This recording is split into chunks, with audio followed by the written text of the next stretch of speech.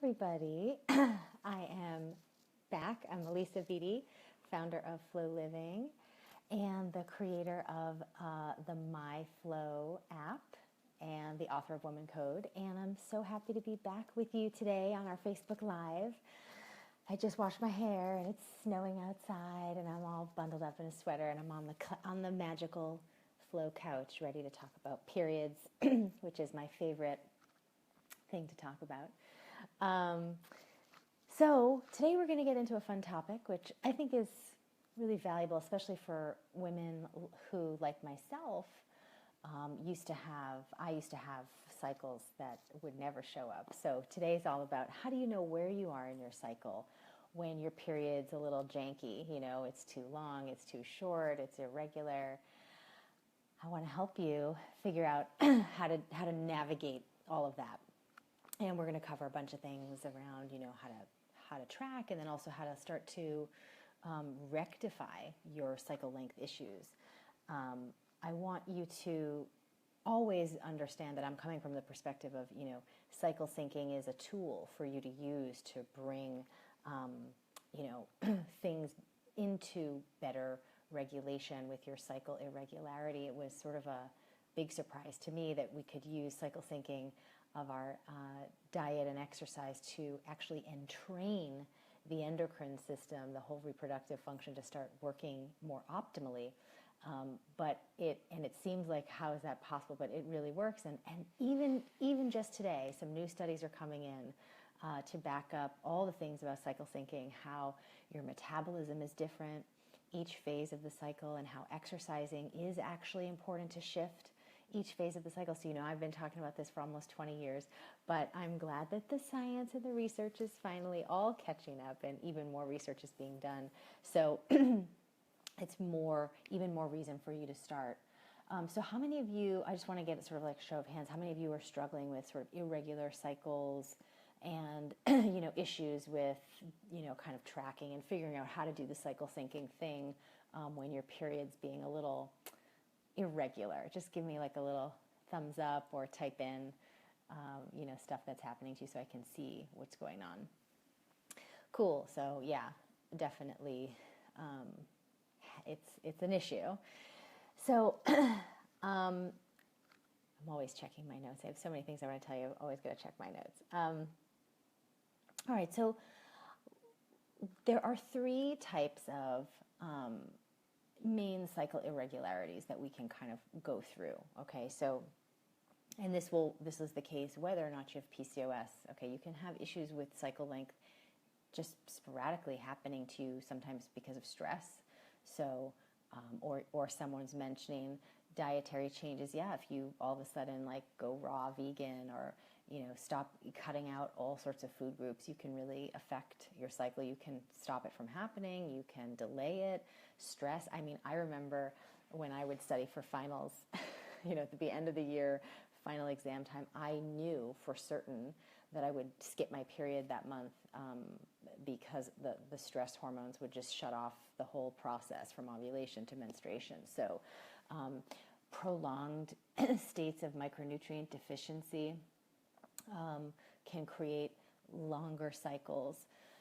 So all sorts of reasons why this can happen, and I think it's just important to know, like, what should you do? Do you sort of abandon ship? No, you kind of lean in further with cycle syncing. So you can have cycles that are too long. Okay, meaning not that we're not talking about bleeding length here. We're talking about the space between one bleed to the next. So you can have the space between one bleed to the next be way too long, where you're just, boy, the snow is really coming down out there. So you can have,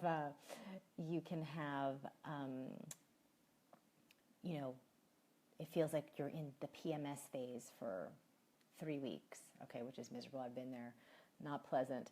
So that can happen, okay. You can have an issue where the space between the bleeds is too short, which happens often as well for women, and we're going to talk about why that happens. We're going to talk about how to lengthen your luteal phase in the situation where your cycle, the space between cycles is too short. So, Carrie, I'm on it. And then also for some of you who have PCOS like I did, I mean, I went 10 years without really having a cycle at all from the age of 12 to 22.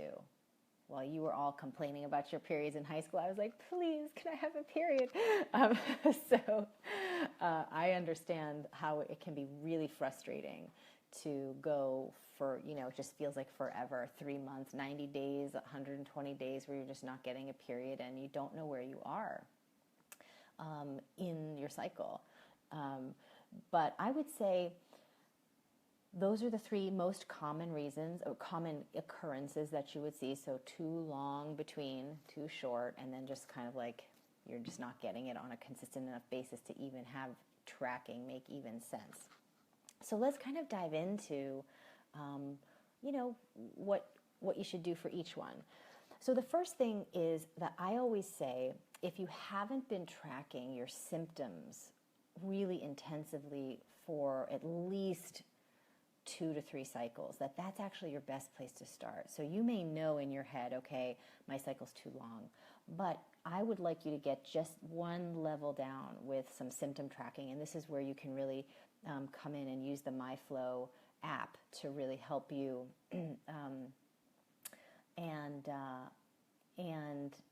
this can really be a way for you to just get a finer understanding of, is it a luteal phase defect, as it's referred to? Is it an FSH issue, where actually the follicular phase is having problems moving into ovulation, and you're kind of sort of, the CD is stuck. Oh my gosh, the CD's like stuck on the skipping, right? And you're not ever making it to ovulation. Is it an FSH issue? Is it a luteal phase defect, progesterone insufficiency? And tracking your symptoms on the app will really help you understand, what's exactly going on, versus just saying, okay, my cycle's too long. Gee, I wonder why and what's going on. I would love for you to get down to the why, and the app will totally help you do that. So that's the first thing I want you to do, okay? And I also want you to really make sure that you're checking for ovulation, because it's really important to know as well that you're ovulating through this process, even if your cycles are regular, which can and often does happen. So you might ovulate, but then you may not menstruate, soon enough, or you might menstruate really quickly after ovulation, or your ovulation may not be in the middle. If your cycle's too short, you may find that your ovulation's coming really early, and then, so that again, it would point to more of a follicular phase issue than a luteal phase issue. So it's really important to see what's happening. So again, you can track very easily on the app, learning how to use cervical fluid to check whether or not you're ovulating. And of course, some of you may be charting with basal body temperature. That's great too. So all these ways to know if ovulation is happening. So I would say the best thing to do is, even if you just give yourself 1 month of data, track what's going on and really get down to the nitty-gritty of what symptoms might be coming up for you. That will really help us give you the guidance that you need to take the right steps. Okay, then what do we do? Okay, so for the longer phase people, okay, if you're a woman and your cycle, is too long between bleeds, then I would say the best thing to do is have you get started, depending on what this information this research that you do from the first month of data tracking, right? So if it's too long because the CD is skipping and you have a follicular phase issue where your FSH levels might be too high, right? And so you're not ovulating. That's why it's important to track for ovulation. Then I would have you start cycle syncing with the food and everything that's recommended in the app for the follicular phase, right? Let's have you do that, and then every 7 days move into the next dietary and lifestyle shifts for those next phases. So even though your body might be stuck on the FSH issue, you're going to keep moving forward dietarily through the phases and just keep cycling.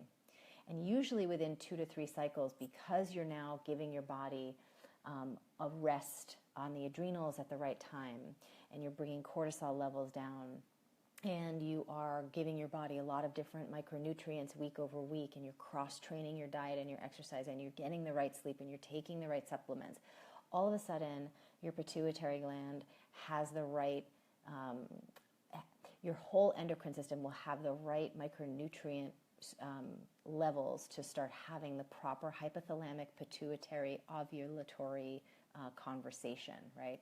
So this HPO axis, hypothalamus pituitary ovarian axis, will really start to balance itself out without you having to do any sort of significant intervention with, let's say herbs or other vitamins. And just by cycle syncing alone, you can really start to support endocrine function. So it's a gentle and effective way to get your body back on track. So that's what I would do if you notice after the first month of tracking that the first half of the cycle is where you have the delay. You have a delayed ovulation, okay? If you notice in your first month of tracking that really, and of course I'd love for you to do 2 to 3, but let's just say you're giving yourself a month. If you notice that in your first month of tracking you have a delayed bleed, right? The luteal phase is just so long. Instead of having, PMS for a week, you're having it for 2 weeks. I mean, obviously we don't have any PMS, but if that's what your symptoms are showing, then I would want you to start cycle syncing for the luteal phase, okay? That'll be your longest phase. Start cycle syncing for that and do that for, let's say, 10 days, and then move into the next phase. Switch the diet. Again, this will do the same thing for you. It will start to give your body the ability to offset some of the effects of the hormonal imbalance that you're dealing with and give your body an ability to level set itself. And obviously, the foods that are recommended in the cycle syncing protocol that are for the luteal phase are all about building progesterone so that you have enough to quickly move into the next phase of menstruation and you don't have any of that brown blood at the beginning of it that's indicative of low progesterone, which is typically also associated with this type of luteal phase defect. So all of those foods will be part of the deal. And that's why we want you to eat that way during that phase. So that's what I would do in that scenario. Let's move to the situation where you have a short cycle. So you're having a period, let's say every 3 weeks or every 2 weeks I've seen. You feel like you're always about to get your period. Oftentimes, this is a scenario where the thyroid is really being compromised. I'm just seeing a quick question just because it has to do with what we just talked about. Any brown staining, any brown blood at any point has to do with low progesterone, and cycle syncing your diet and eating the foods for the luteal phase religiously during the luteal phase will help you within 2 to 3 cycles resolve that brown staining, that brown bleeding at all. Okay, so back to the shorter cycles.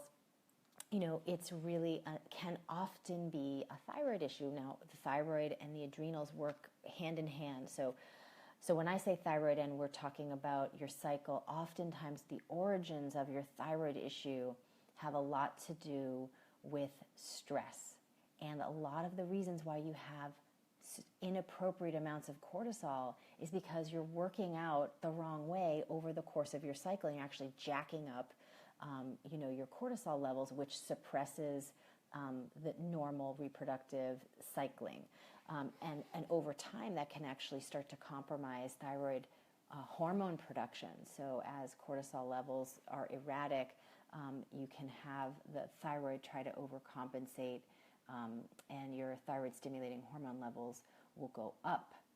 And that's when we start to have, underactive thyroid, and you're not having it, even though you're making too much TSH, you're not converting enough T4 into T3, and it becomes a whole big mess.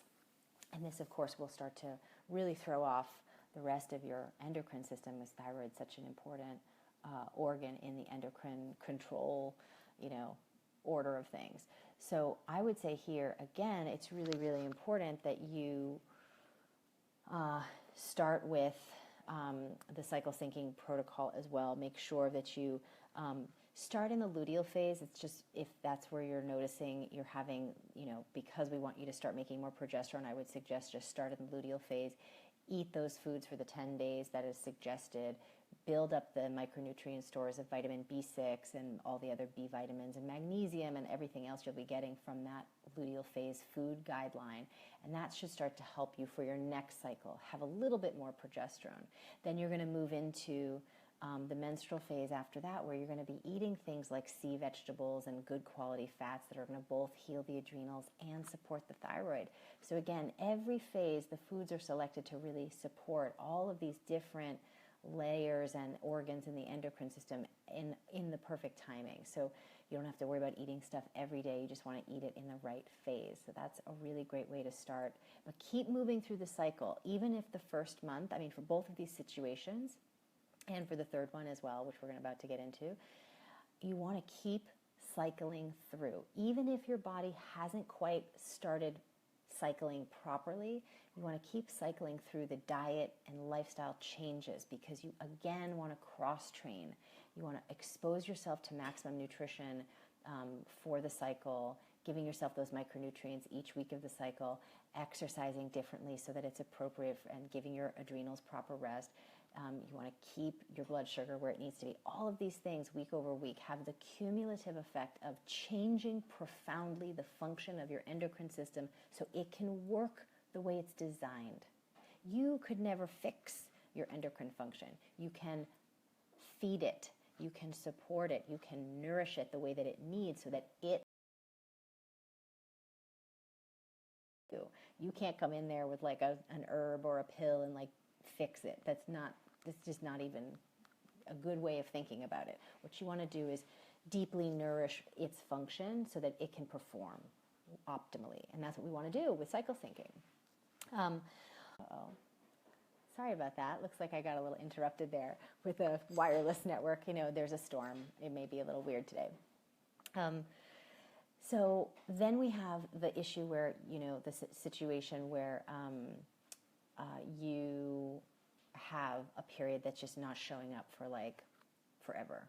Okay, so 3 months, 4 months. Now, this could be for a couple reasons. This could be because you're going through the perimenopausal journey, in which case that's perfectly normal and there's nothing to worry about in terms of needing to fix that, okay? But for those of you who are in your reproductive years, and like I was, you know, in my teens and 20s, early 20s, not getting my cycle for months and months at a time, how do you engage with your cycle at all? How do you navigate? How do you cycle sync? The best thing to do is to just actually start. It can be arbitrarily, just pick a day, Sunday, and that's day one of your follicular phase. If you want to get fancy, which I think is really great to do, why not? Why not go all in? You're watching me, so you probably want to get a little fancy. Download a lunar calendar. You can download them for free and start cycle syncing so that you can end up, let's say, on day 14, and again, you're just using this arbitrarily, where day 14 is the full moon, and that will be ovulation, right, which is where we want to sync that up to, and then your bleed on day 28 would start on the new moon. So you can use the lunar cycle that will be in your geography to help you, you know, have a little bit more of that natural cyclical energy flowing through you. Anyway, you could tap into the cycle of nature to help your body more quickly get back into a regular cycle. But if you don't want to get that fancy, just start on a Sunday with your follicular phase and move through the phases and the dietary changes and the food changes.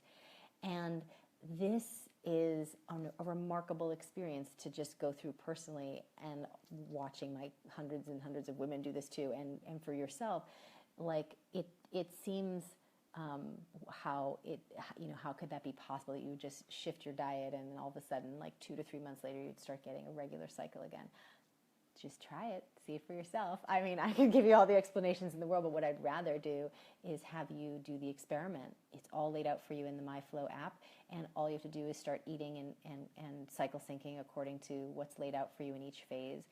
And it's remarkable how giving your body that cyclical support starts to entrain the body to start to go back into its own cyclical nature. I mean, just also think about the fact, I mean, I'm becoming even more passionate about this because I'm thinking about my daughter and all her generations, you know, menstrual safety, menstrual health safety. And we're living in a time more and more, we're out of the Industrial Revolution, but we're in the technological revolution. And our endocrine system is so tied to circadian natural rhythms. Even just the one master hormone of melatonin, which is regulated by exposure to sunlight, bright daylight, and time in complete darkness. As soon as the Industrial Revolution began, where we started having artificial sources of light, we began to move away from having the natural environment support our hormonal function. And it's really interesting now that we're in the technological revolution. We're in a place where this screen light, even right now, and I'm doing this on, my screen, anytime you're looking at a screen, that blue light is totally disrupting melatonin production, which can stop ovulation, which can increase infertility, which can increase cycle irregularity, which can disrupt sleep patterns, jack up cortisol levels. It's pretty intense. We're interacting with all this technology, which is not human, and it's starting to affect our human functions.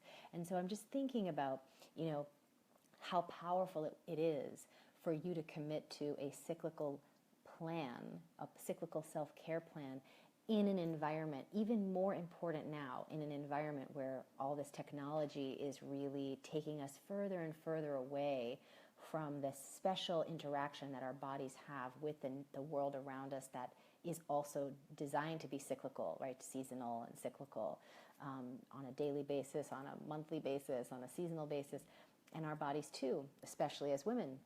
And I think this cyclical cycle syncing plan is such a protective measure, not just to restore your balance, but also just long term for yourselves, for your daughters. It's really, really, really important. And for those of you who are thinking about, anything that's going on with perimenopause, this is such a valuable tool to use as well, because your body needs more support as you go through this transition. And you need the cycle syncing is such a great tool. I mean, I hate to sound like a broken record, but there's just so much packed into it, right? So if your brain is looking for, okay, what's the one food I should be eating? What's the one supplement I should be taking to magically fix my symptoms? Let me just set the record straight. There isn't one. For perimenopause, for PCOS, for fibroids, for endometriosis, for infertility, there is not one thing. There's not one food. There is a concert, a symphony of things to be taking, but you're not supposed to be taking them all every single day, right? You want to be cross-training, right? And so it's just a switch in our thinking, really, that's needed. And then what you need to do is so straightforward, and it's all laid out for you in the app so that you don't have to worry about it. And again, you can download that app at myflowtracker.com.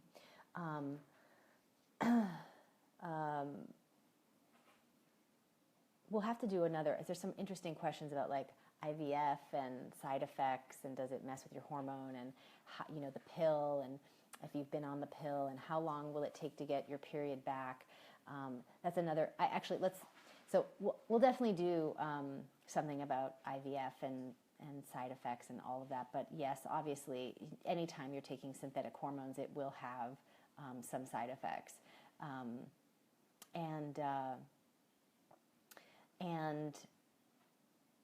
But let me talk about the pill, and then I want to talk about post-menopause and cycle syncing, since we just got a great question from someone in Oklahoma. Hi, Tracy. Thanks for that question.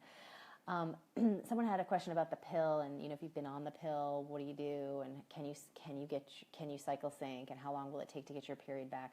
It's a really important question, because oftentimes when women go on synthetic hormone replacement, aka the pill, the issue is that because those synthetic hormones shut down ovulation, by the way, which I don't think is clearly communicated. When you think about taking the pill, you think, oh, I'm going to have an artificial period, but it's still a period. It's not. You're having synthetic hormones that mimic pregnancy hormones so that you don't conceive. And then when you stop taking the hormones for 5 days, when it circles to that little window where you take whatever color those pills are, you're taking no hormones actually for those 5 days. So what you have is a breakthrough bleed, but it's not a real period. So it's confusing because I think a lot of women think, oh, I'm still menstruating. You're not. So I think that it's important to know that, because then that kind of makes sense as to why it could take some time for your cycle to return. And in fact, for a lot of women, when you've taken the pill because you want to handle symptoms of the cycle that are not pleasant, and you've been told that's the only way to do, what you're really doing is going years and years. That's my steam heater. You're going to hear a lot of banging for a minute. It's super cold and windy outside. You gotta love those New York City steam heated apartments. I do. It keeps me nice and toasty warm. But anyway, so, I love you too, Chastity. It's good to see you. So, basically, when you go off the pill, you have to address all the same things that made you take the pill in the first place, all the root causes of your menstrual problem. You've got to go after that. Plus, now, because you've been on the pill, you've got to deal with added micronutrient deficiency, microbiome dysfunction, which is part of the deal. The pill strips you of magnesium and B vitamins and just disturbs pretty profoundly your gut microbiome. So you're going to have to work extra hard to kind of restore that. And you should give yourself a little bit more time. A woman wrote back to one of the women who asked that question on our little chat here that it took her 9 months. In my experience, if you start the cycle syncing protocol and you do the whole flow protocol, within 3 to 6 months, you should be able to get your period back, no problem. And then, take the lesson to heart that for you, you're sensitive to synthetic hormones, and it just might be something that's not for you. And also, really good to know that if you're someone who got off the pill and you're trying to get pregnant and you're not having any success with that, you also need to do this healing and restoring and rebuilding work. The pill has stripped you of nutrients that make you fertile, and so you want to think about using cycle syncing to really restore. Oh, thank you guys for loving the app and downloading the app. For those of you who are just joining, it's the app that we're talking about is the one I made called MyFlow, myflowtracker.com. And I'm so glad that you guys are sharing it, loving it, using it. That's really why I built it, because you asked me to, and we needed one that let you not just track your symptoms, but also fix them with food, because really what's the point of knowing that every month you're going to suffer, but you can't do anything about it? Yeah, right on. I want to take charge of my health and feel good. So let me just quickly check my notes and make sure that I haven't forgotten anything. And I know I wanted to address Tracy from Oklahoma, before I go back into my notes, about your question about what do you do if you're approaching, I loved how you phrased it, the finality of menstruation. That's my little daughter. My daughter's waking up from her nap. We're all snuggled up today in the snowstorm. So anyway, what do you do? Finality of your cycle, finality of your period. Can you still cycle sync? Can you still use the app? Yes, in fact, you can still cycle sync. You can use the lunar cycle to still organize yourself around this. And when you stop menstruating, instead of having this cyclical pattern, you actually end up having this beautiful elevation. It's an interesting thing. You have like the best of all the phases, at any given time. So you have the best verbal skills that you're going to have. All of this happens postmenopausally. So you have so much to look forward to. I just want to state that for the record, that so many of us think, oh no, my period's over. I'm not magical anymore. No. You're more magical when you stop, the routine of a monthly cycle.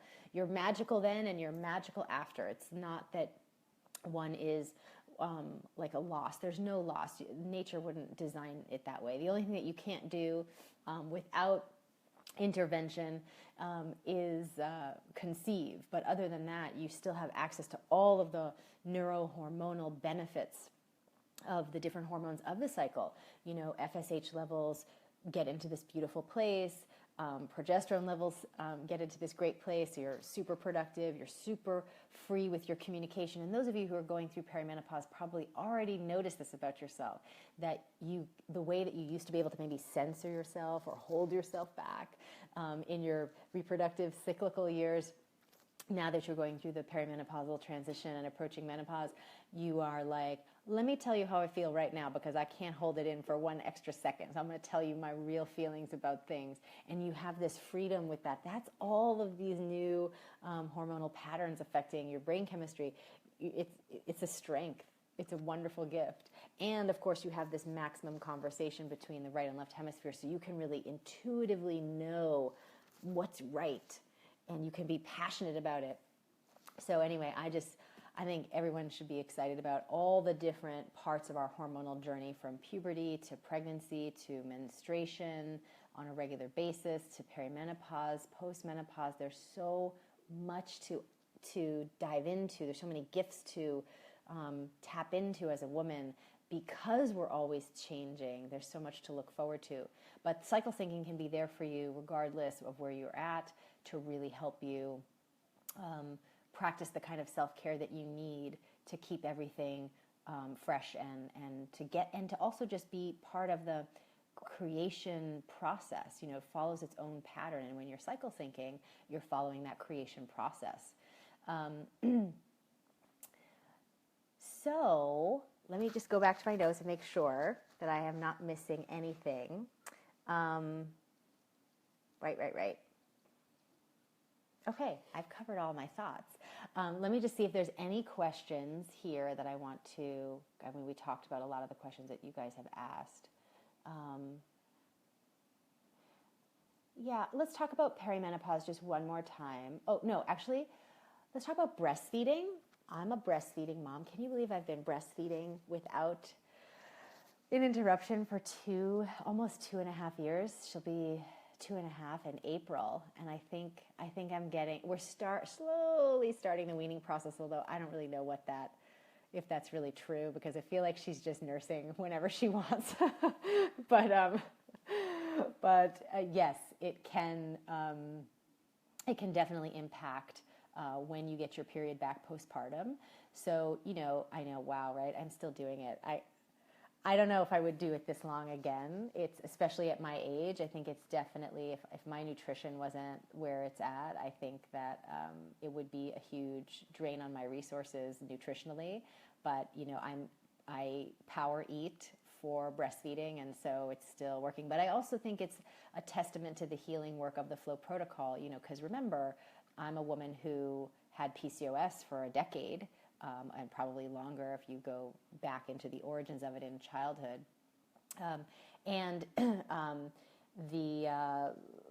Even your breast tissue is affected by having that hormonal issue in puberty. So your breasts don't develop properly. So many women with PCOS don't actually have enough mammary gland tissue to make enough milk to breastfeed. So the fact that I've been able to make milk and breastfeed is 100% due to the fact that I have worked on my hormones through my diet over the past 17 years. And I think that if you are breastfeeding and you want to do it for a long time, whether or not you've had a history of PCOS, you absolutely can. You just got to eat like you mean it, not just for the milk, but also to keep yourself hormonally balanced and well taken care of, because it can be such a drain on your nutritional resources.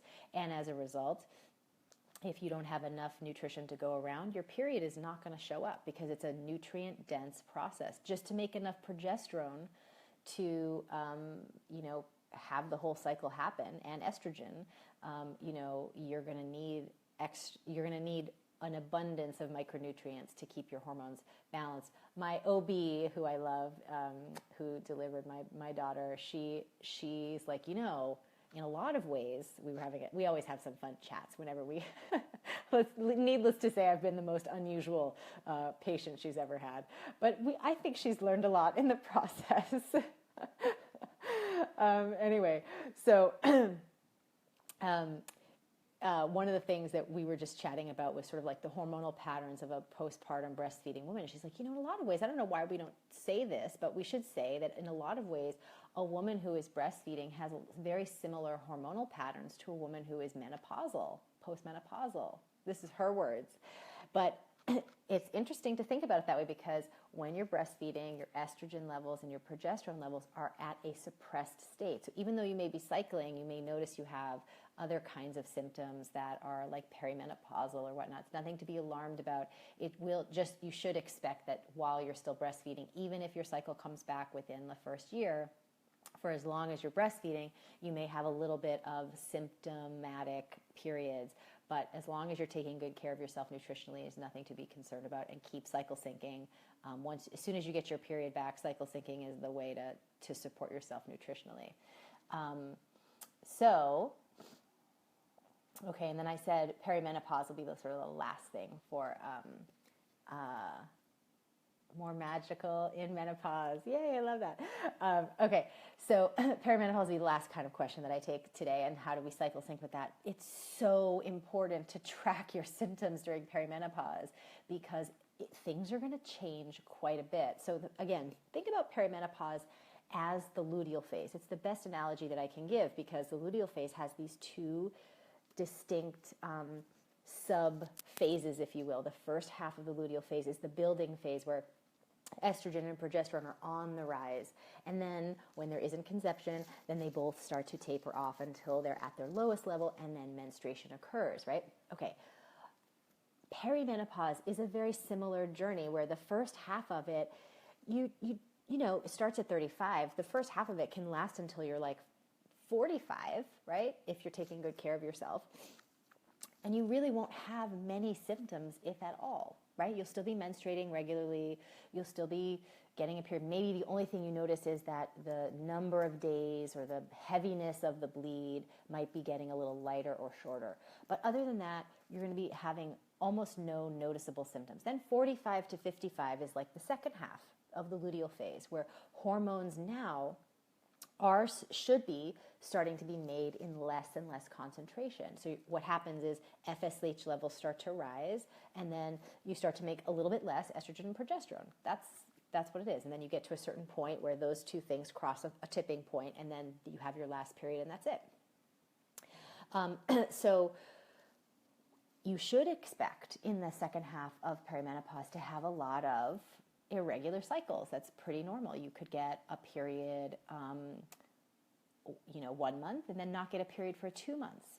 But it's important to track your symptoms, because that's how you can start to support yourself. So for example, let's say you're not getting your period for a month, and the first month you feel good, no symptoms. Important to notice, because then in the second month, all of a sudden you're getting zits on your chin, and your boobs are like, sore and painful for like 2 weeks. What does that mean? What should you do, right? And these are things that you would want to address with some of the stuff that's all the recommendations that are in the app are applicable here to address the acne, to address the breast tenderness, and you want to immediately start shifting your diet as soon as those symptoms pop up. So the goal in the second half of perimenopause should not be in your mind to get your cycle back every month, because that's not what's happening in your body. Your body is moving from a monthly cycle to slowly having no monthly cycle. So of course you're going to start to see more space in the cycle, but you do want to be vigilant about tracking, and you do want to be vigilant about addressing the root causes of those symptoms with food. The root cause of those symptoms, however, is not perimenopause being a flaw in the system. It's that you could, for whatever reason that month, be vitamin E deficient and you're having more lumps in your breasts, or you could be magnesium deficient and you're having insomnia. All of that will be broken down by symptom. But the fact that you're going through perimenopause is not a problem. It's not a disease. It's a natural shifting of the cycle. And it's something that needs to be supported and nourished and cared for. And any of the emotional stuff that comes up, just like I would suggest to you during the luteal phase of those of you who are cycling, if you're having things that really burn your butt, make you mad, make you upset, make you feel unsettled during the luteal phase, during your PMS week, it is not because you're hormonal. And if this is happening to you in perimenopause, it's not because you're hormonal and you're crazy and you're like, you've lost your mind because your hormones are like, no, no, no. It's because you've got something there that needs to be looked at. Just as a symptom of acne is just as valid to look at and say, okay, what food should I be shifting? But if you have an emotional thing that's coming up, there's a root cause there that needs to be addressed too. And that's what I love about cycle syncing, is that it's a way for you to always be having this mind-body conversation in a balanced way, right? We don't want to just leave out the fact that we have these emotional experiences that our bodies are helping us to hold, and we also want to address that too, because that's how we make progress in our lives. Our bodies are just this beautiful vessel for us to really channel our passions through, and listening to that dance between, our cycle and our feelings and what we need with self-care and what we need to change in our lives. It just makes you so powerful. It makes you always have this forward momentum, and in a very self-aware, self-sustaining way. So, we could just, how I always say at the beginning of this, I'm like, all right, I'm supposed to keep these short. I'm supposed to keep these down to like just 20 minutes or whatever the magical Facebook Live rule is. But now I think we've already done another 45 minutes. I'm so honored that you stay on with me for this long period of time. And I'm so glad that you find them helpful. And I want to hear from you what kinds of things you'd love me to talk about. And of course, I'm on every Thursday at 2:00, answering questions, but also just teaching some things as well, because I think there's so much that we need to learn as women about our periods. And Flow Living, it's the place for your periods. So if you haven't signed up for the newsletter on flowliving.com, please do that. If you are confused about what kind of period issues you might be having, please take the V-Sign quiz. It's on the homepage, and it will tell you which of the 5 period types that you have. All this is free, because I love you, and I want you to have happy, healthy periods so that you can be an amazing, creative, fabulous, unstoppable force of nature, because that's who you are designed to be. And then, download the app, myflowtracker.com. It's almost free, and it's $1.99, and it's full. It's like really, truly like having me in your back pocket or your pocketbook. Anytime you have like, oh, why am I having this zit? Or why am I having this diarrhea today? Or why am I having... I'm there in the explanation, teaching you what the root cause is, so that you can start to really understand your patterns and what you need to change in your diet, because every woman deserves to have a healthy, symptom-free cycle all month long. And it's in your fingertips with the MyFlow tracker. So I want you to download. I want you to tell anytime you hear a friend or a coworker lamenting about her PMS, like grab her phone and make her download the app, because there's just no reason anymore. Before, that it was harder, you had to do a session with me, or now there's no friction. Just get the app, get the information, do what I'm telling you to do in the app, and you'll feel better, period. So for now, I guess that's it. I'm going to get back to being a snow bunny here with my little toddler girl, and maybe make a cup of tea.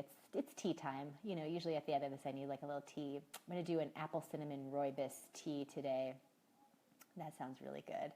And I'm wishing you all beautiful wherever you are, whatever weather you're in. Oh, yes. Thank you, Kristen, for reminding me to remember. Yes, the book also. If you read Woman Code, you can get that on Amazon or wherever you buy books. That's a great resource too, especially when you're trying to learn everything about how to use the app. It'll lay out the whole flow protocol. But for now, I want to wish you a beautiful afternoon, and I'll see you next Thursday at 2:00. And we'll talk about something else related to your cycle. And of course, make sure you're subscribed to the newsletter, because I send out the update about what we're going to talk about and any other fun things about the Facebook Live. So make sure you're signed up at flowliving.com. And I'll see you soon. All right, everybody, I'm wishing you beautiful, beautiful health for your beautiful, beautiful self. And I'll talk to you next week.